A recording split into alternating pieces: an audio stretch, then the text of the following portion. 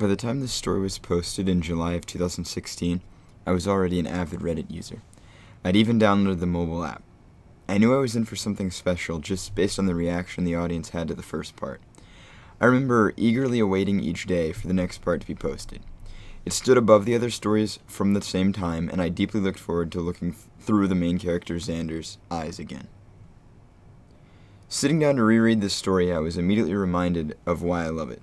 Just 3 paragraphs in, the line, "Life looked bleak for us. College didn't sound appealing, work was annoying, and the little free time we had was blown on video games and YouTube," hit home.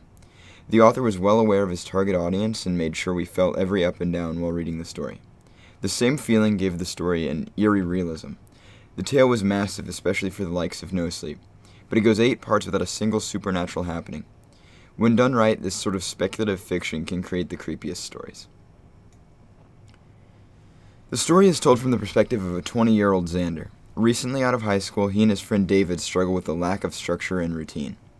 We also understand the outlook that David and Xander have on life. The intense boredom following high school and that kind of "what do I do now" idea is just part of life. It really works and helped elicit such a positive response out of the readers. The solution to the problem is where our story begins. Xander recounts, "Our boredom led to a dare. 'I dare you to try and ruin my life,' David said. 'What does that mean?' I asked. 'It's a way to build structure into my life.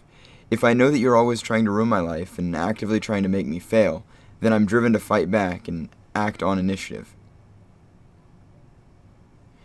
Xander fails to grasp the significance of David's dare and agrees under the condition that David do the same to him. "The dare starts now," he said, grabbing his shoes. "We're no longer friends. We're nemesis." He opens his front door and looks over his shoulder. "Good luck," he said. "I hope you'll work half as hard as I will." Following this, we see David begin to reveal himself as a genius. Xander's life begins to slowly spiral down, and he fails to connect the dots back to David and the bet. Nestled in the good read that was part 1 is real information. There's actual advice, detailing things like how to check your credit score, and how important it is to make sure your computer contains no viruses. This showed the amount of time and research the author put into the story. It only adds to the believability and helps the audience start to see just how far David took the dare. Part 2 was posted the following day and begins with a reminder that the story is still not caught up to present day. Xander recounts the moment that the dare, which by this point had been long forgotten, came back to the forefront of his mind. "I noticed the note after I'd gotten into the car. It was a sticky note folded up and slipped into the ignition keyhole. I opened it. 'You have to increase your minimum effort,' it read." The phrasing was intentional. David wanted me to know it was him. And when I saw that phrase, I remembered our conversation. It was in part 2 when I first wanted Xander to be the hero. He writes in this part shortly after that David had broken in and wrecked his apartment. "It was time to step up my game. No, not my game. My life. Time to stop floating through life and start beating the minimum required effort." This foreshadows just how far things will go. The game comes to envelop every aspect of his and David's life. In a refreshing turn, the protagonist chooses to involve the police. I can't tell you how many times the involvement of the police would have solved everything in a scary story or movie. To see this here is a relief, and just another element which lends itself to real life, as who would not contact law enforcement? Xander even plays with this idea by declaring earlier in the story that a quote-unquote mistake was the reason that they were not involved earlier. It helps sell the story. The end of part 2 is the first time we get to know Clark and understand he's an ally to Xander, as they formulate a plan to get David back in a small way. They grossly underestimate David, and part 2 ends with Xander pinned down by David. At this time, this sort of cliffhanger ending made us all eagerly anticipate the next part of the story. However, since the story was still a retelling of past events, we knew Xander had somehow escaped. The story's strengths of believability and realism went hand in hand with an amazingly planned-out story. The third part sends a chilling reminder of the emotion that No Sleep readers live for. While taking notes on the situation, Clark and Xander write, "Fear. Clark and I knew that deep down David terrified us more than he angered us. I would rather walk away than extract revenge. We were also afraid and unwilling to do a lot of the things David had already done." We, the audience, see this and know that David will win if they do not play the game. This part closes with Clark and Xander reporting everything to the police. It fails when the police assume that it's all lies, as David has already won them over. Just like that, the involvement of the police backfired. The story kept things fresh in this way. As I read this, the concept was so unlike anything I had seen before it. While I couldn't wait for the new part, I also failed to make any accurate predictions. The audience is left hoping that Xander's only friend through the game is alright, and with a burning hatred for David, we await the next installment. It is within the fourth part of the story where Xander's feelings really show through. He's very human. This creates a dynamic world, one in which the main character we are rooting for is backed against the wall. His conversation with law enforcement makes him feel more human. He's lacking support and feels defeated. I believe you, but I can't make an arrest without witnesses or hard evidence. Your story is circumstantial at best, but I do believe you when you say they are connected. Was a quote from Detective Hernandez. Xander's internal response was, "Finally, someone believes me." That line resonates with the reader because they also believe him. They're privy to the fact that David is indeed the culprit, but can do nothing about it. Hernandez, a member of the police force, echoes these feelings and gives Xander a brief moment of triumph. He's also a person full of faults. He goes on to let his temper get the better of him while talking to Hernandez. "Then drive yourself right now, goddammit," I yelled. He stood slightly, his hand reaching for his belt automatically. "Calm down," he said, looking me in the eyes. "I have no money," I shouted. "My car windows are smashed and I can't repair them. My rent will be due and I'll have no way to pay it. I can't get to work in a car I can't drive. I need my money back." Hernandez sighed, sitting down, and I breathed heavily. In this way, Hernandez levels Xander's feelings, but his feelings are important because we as the reader want these things to happen. In the real world, things do not just resolve themselves easily, so having Xander stay in line with the law makes us well aware of these limits. Like the first part of this story, it shows that real time went into crafting a believable story. In most stories, the law is second to the plot, and whenever the main character needs done, will get done. To see it done this way is frustrating to the readers, but true and all the more powerful. Xander slows down again to inform us of the police tactic of entrapment. This shows a well-researched, thoughtful story. More than that, it breaks up the flow of the story and helps the reader digest Xander's talk with law enforcement. Hernandez also helps Xander in what seems to be a losing battle. Xander returns to his apartment, feeling some solace in some advanced paychecks, only to receive two hard blows to his plans. The first is finding Isaac dead, a shocker since it showed David had no limits to the game. And the second with the arrival of Clark, who, along with his mom, horrified at the murder, announced he is returning home and quitting the game. Xander's tempers flare up, and the reader is left feeling defeated again. He says, "It's not funny," I shouted. "It never was. This fucking asshole is trying to ruin my life. It's not a game." The capitalization reflects the true emotion and helps the reader visualize his state. Xander is losing, and we really believe he is close to breaking.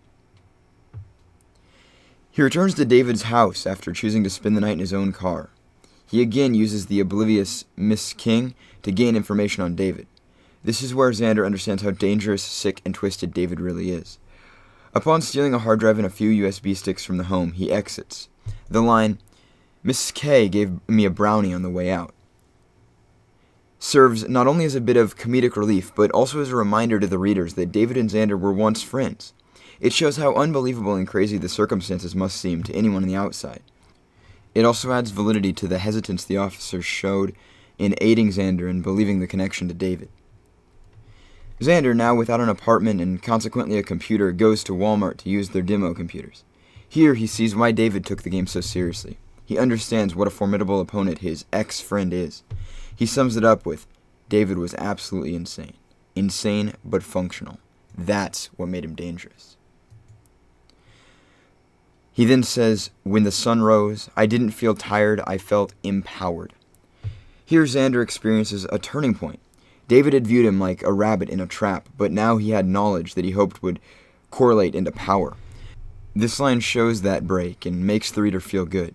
Unfortunately, the foreshadowing set up by a mention of missed calls expertly leads into an arrest of Xander, leaving the reader confused, dejected, and unsure of where the story will lead.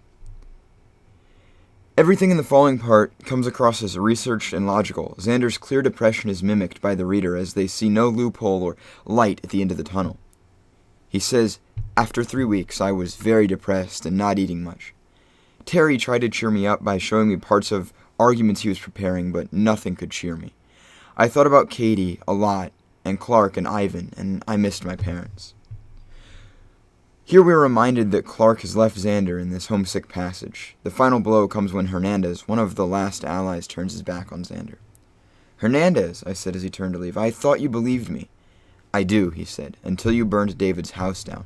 Now I'm not sure who the psychopath really is." This crushing development is quickly shifted with David's interference. He shows his insanity. He just cannot quit the game. He frees Xander with no regard to the repercussions. Xander sees this version of David and knows something's up. "Nice to see you again, Xander," he said, walking to stand in front of me. I watched him with true fear. His entire demeanor was different from the night we graffitied his house. He was changing. With this, Xander is left bewildered and without direction, knowing only he has to get away and get David back. He took this second chance and went with it, though. Like his time spent researching computers, Xander builds up his life skills and furthers himself. It's one of the first times the reader can hear a small victory cheer in their heads. Xander says, "I decided to begin actively hunting David. It made my hate for him grow, not diminish. One day, just for the hell of it, I sent him a message as myself to one of his accounts. I made my email address visible on purpose. He'd need it. The spam mail started instantly after that. The response was so childish and brash that I was smiling that whole day. I knew I could get to him." Following that came one of the most important points in the story.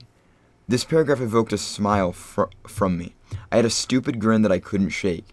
Xander knew he had won, and we were all happy for him. "Hello, David King. I know you're reading this. I see you check it during your morning coffee routine at Starbucks. It took you a few days to find it, but I knew that if I told you the story to the end and gained enough popularity, you'd find it.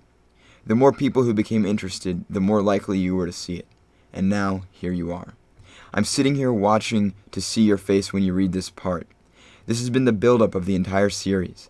I wrote all of this for this one moment. The first few lines of every post, where I said, for example, that you'd almost found me, they were lies. I've been watching you from afar the entire publication of these posts." Do you know why David was so scared of my information release? He was scared because the internet was his safe haven. He was powerful there. When we had our DARE conversation, and for so long after that, I was the computer illiterate one, and he ruled that domain. And now I had managed to track him in his safe place. Before I had been weak and an easy target for his games. Now that I had seriously fought back and threatened him, he was worried. So this paragraph from the 8th and final part of the story solidifies Xander's power. It also makes the reader really see the lengths that Xander has went to. Like David, the game had become his life. As a heavy computer user myself, I understand the fear that David had to be feeling. Most people wouldn't take the time to understand the complexities of something that was unfamiliar to them. Xander did, and David was not counting on that. Once David had come to terms with the fact, he explains to Xander that the game has consumed him. This is exactly what he had wanted the whole way through. So in that sense, you and I are the same now. It's about outsmarting the other one. You started out simply living life, then progressed to defending yourself, then to protecting your loved ones, and now you've arrived where I wanted you to be all along, trying to ruin me. It took you a couple years, but you made it, at least most of the way. The story ends with Xander killing David, and the crimes Xander had pinned on him were shifted to David after new evidence was discovered. It's one of the happier endings we could have hoped for. We even see that Clark managed to help in the final moments of the battle. In my opinion, this serves as the weakest point of the story, however. It was not terrible, but felt more like a Hollywood movie, instead of two guys going at it in a constant push-pull of wits. Either way, the story was truly unique and had shining moments through each part. The premise of the story was something I had never seen before. The characters suffered from the boredom of life and found a less than typical cure. It seemed so plausible. The main characters of David and Xander complemented each other well. One was a genius psychopath, and the other was depicted as a weaker but more normal guy. This made Xander the ideal protagonist. We rooted for the normal guy, who never resorted to drastic measures and always tried to keep a level head, but in all his failures, he felt human. David's willingness to push the game forward at all costs made it hard to predict where the next development would take us. His character was the best in the story. Xander was an exciting protagonist, and it was always refreshing to see the main character have to train and still fail on occasion. But David was a much more unique character. It worked so well to have a villain who was just human, with a mental illness which did not cripple his ability to be human. Much like Norman Bates in Psycho, this created the scary atmosphere No Sleep readers seek. Speaking of each new development, this was likely the strongest point of the story. The author managed to use the medium of No Sleep to its fullest potential. Each part unfolded in real time. In addition, the author truly became the character of Xander. He posted comments in response to people on the posts he made, which helped sell everything as real. Even though we knew it was fiction, the clever use of realism in this way had never widely been done. The series didn't feel like it was someone recounting past events, but rather a living, breathing diary. This made the story appeal to a wider audience. It was full of action. Though the ending was not necessarily to my liking, it did keep up with the mounting pace of the story. Readers felt like if they hoped hard enough, Xander could get out of whatever mess he found himself in. We saw him grow. A story in this format could have only worked through the magic of No Sleep. It would not have had the same feel if it had been posted in one large block to a creepypasta site, for example. By the end of the story, Xander had honestly changed. Though David was killed, he had succeeded in showing Xander a purpose in life, and having one in his own right up until the end. With a character like David, I can't help but wonder if he was happy to die this way. He went out with a bang and pushed the game to its fullest potential.